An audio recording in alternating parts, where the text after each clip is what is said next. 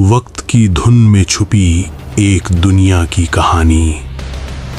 انسانیت نے طوفان نوح علیہ السلام کے بعد دوبارہ سانس لینا شروع کیا۔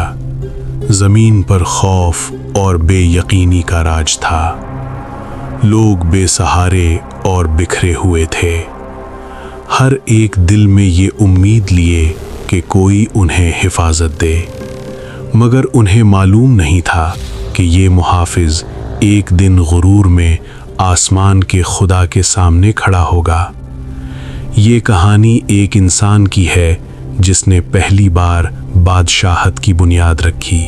اس نے ظلم کے جال بچھائے اور لوگوں کو غلام بنایا۔ نوح علیہ السلام کی کشتی جاؤدی پہاڑ پر رکی۔ ایک نئی نسل نے زندگی کی پہلی سانس لی۔ نوح علیہ السلام کے 3 بیٹے تھے، سم، حام اور یافس۔ اسی نسل سے نمرود پیدا ہوا۔ نمرود حام کی اولاد، کش کا بیٹا اور نوح علیہ السلام کا پوتا تھا۔ دنیا ابھی ابتدائی شکل میں تھی۔